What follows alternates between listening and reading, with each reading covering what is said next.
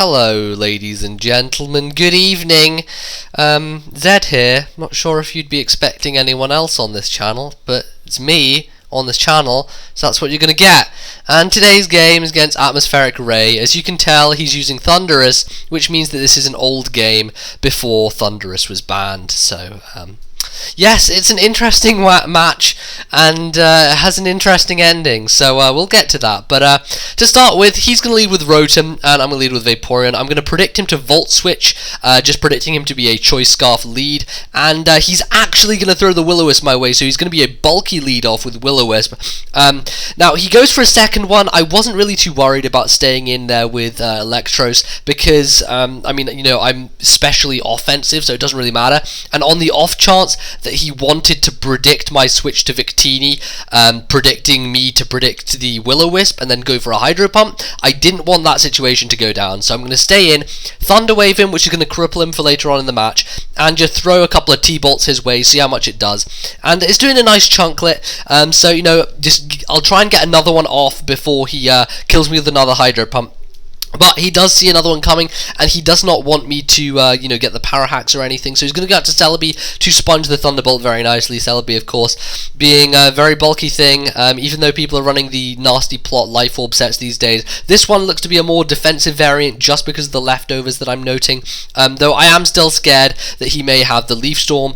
But at this point, I'm thinking, you know what, it comes at the cost of Electros, who really isn't doing too much at all anymore, and even if he does Leaf Storm, it's fine because it puts me in a strong position to bring out something like Victini, which can, you know, obviously sponge any hit and hit him back with a V-Create or anything of that kind. But I decide instead to go to Metagross because I could Pursuit him on the Switch with my Choice Scarf Pursuiting, but instead I decide to go for the trick, predicting him to go to Rotom, you know, knowing that he'll want to take a Meteor Mash with Rotom. So I'm going to trick him a Scarf, so now he is a Paralyzed Scarf Rotom, was just about the most pointless thing that you can have, and I'm going to predict him to switch because, you know, who's going to stay in with a Paralyzed Scarf Rotom, but apparently he wants to stay in, and he's just going to get the Power Hacks twice in a row here, which is not going to work out for him at all. So I'm going to go for a couple of Meteor Mashes. For some reason, I completely forget that he carries Will-O-Wisp, even though he's thrown it around like nobody's business, and I just stay in thinking he's just going to Hydro Pump me, but no,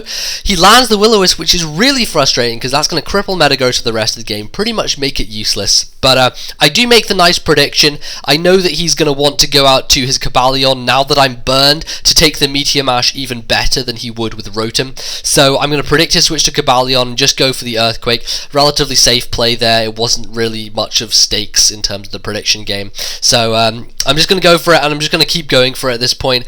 He can switch into Celebi and take it nicely, which he does at this point, but I really am not bothered at all by Metagross, and I really don't care for it anymore. It's burned, it's got rid of its Scarf, it's kind of done its job already, and it's kind of useless at this point in the game. So I guess that I decide to keep it for death fodder here, because I'm going to go into Victini, thinking he's going to Leaf Storm or Psychic or something stupid. Why would he do that though? I was probably predicting like the Leech Seed or something, and thinking I could come in, take a Leech Seed, and then V-Create or Overheat, whatever. But it turns out that he's going to predict my switch very nicely, get the Thunder Wave on me, and yeah, definitely not great for Victini at all. This thing is not good when it's slow. So, I know he will not stay in for the Fire move. He has Heatran, and the switch to Heatran is obvious as the day I was born. So, I decided to go for the Brick Break, predicting his switch, and it turns out to do a decentish amount. I do like running Brick Break on this set just to take Heatran on, because otherwise, you know, Fusion Bolt does a nice amount, but it's not really good enough against the bulkier variants. So, Brick Break is a solid 3-hit KO on a Heatran. So, you know, it's good to carry it, I guess, in the situations where Heatran's a pain in the ass. So I'm not going to get paralyzed, fortunately, with these couple of turns. He keeps subbing. He's subbing, hoping that I'm going to get some Power Hacks so that he can have a free substitute up, but it's not going to be the case because I'm going to be able to break through all his subs, and now he's out of range where I don't think he can set up another one after this. Obviously not, because he's going to be in tiny amount of HP. I'm not going to go for the Brick Break this time. I'm going to go for the Fusion Bolt on the off chance that he wanted to switch, predicting the Brick Break. I didn't want to go for the obvious, you know, the V-Create predicting Celebi, because that would have been terrible, because he would have, you know, kept a sub up and had a thing. So I'm going to go for the middle ground with a Fusion Bolt, which is more powerful than Brick Break, but you know, still going to break the sub. So at this point, I know that he's just going to want to kill off my Victini at that range, but I want to keep Victini just in case it comes into usefulness for Celebi later on.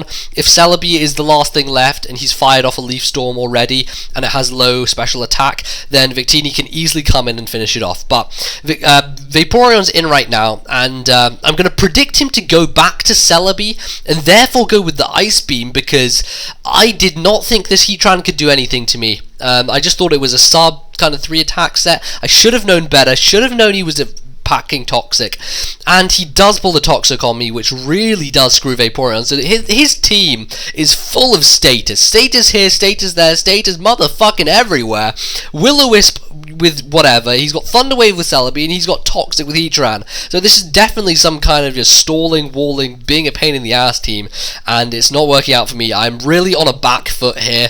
In general, my team is not looking good, and you know, he brings Heatran back and goes to Celebi, predicting the Surf before there, as I'm going to set up a Wish on the Celebi here. So he's still got Heatran left, he's got Celebi of course, and yeah, things are not looking good at all. Toxic is wearing me down, but I am going to predict him to go for either the Leaf Storm or the Psychic or the Earth Power here. Any one of those Dragonite can take. Perhaps not Psychic, but I'm thinking that, you know, he's not going to carry it if he's going to be carrying Leaf Storm, and Psychic dual stab is not the best idea on Celebi because it's not that great coverage. But I'm going to go into Dragonite, and I know that he can T-Wave me, but I have Multiscale activated, and purely because I have Multiscale activated, I'm going to go for the Dragon Dance. Don't care if I'm paralyzed. I have extreme speed, so it really doesn't matter in my opinion. So what I'm going to do is I'm going to set up a second Dragon Dance, as he's going to switch out to his Heatran. Now Heatran is at such low HP at this point that after +2 attack, I should be able to pick him off with an extreme speed. I'm hoping that I will be, because if I do manage to take an extreme speed and take him out, then that will still leave my Multiscale activated. So this is great. Dragonite is paralyzed, so there is the threat of paralyzation coming into play and just screwing me over, but as long as I don't get paralyzed, then I think I can actually do a decent job on his team. But in comes Cobalion, I'm paralyzed, and he goes for the Iron Head, trying for the flinch, power flinch, flinching power fusion, flinching for fusion, no fusion because I'm not confused, but he doesn't get any paralyzation or flinching.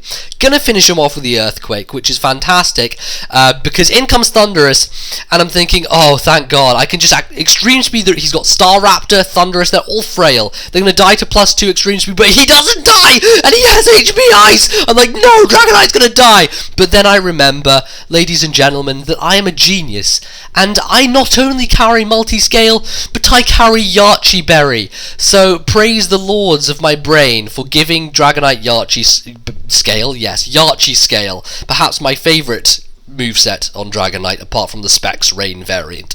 So I'm going to live the Life Orb Hidden Power Ice, even though Multiscale is broken, because of the Yache Berry, which is phenomenal, because it allows me now to clean up the rest of his team, and I cannot believe that I'm sweeping this guy with a paralyzed Dragonite.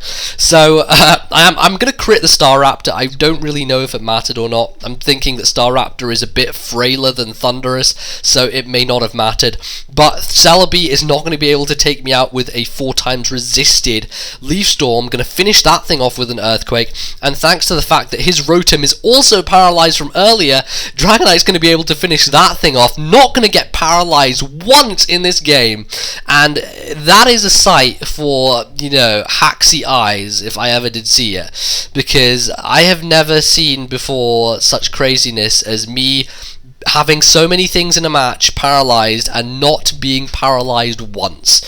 Crazy. I don't know how it happened, but Dragonite was able to pull it out the bag. He's a lordy genius, and there you go. So if you enjoyed this game, it was a pretty fun game, I think that he would have had it in the bag had I got a paralyzation at least at one critical point, but I managed to break through it, and unfortunately for him, Dragonite's gonna, you know, take the game. So if you did enjoy, leave a like, that would be much appreciated. If you want to check out my social links, the Twitter, Facebook, and Tumblr pages are all in the description, there for your viewing pleasure, and otherwise, I guess I will see you guys next time. So thanks for watching, and I'll see you guys soon. Sayonara.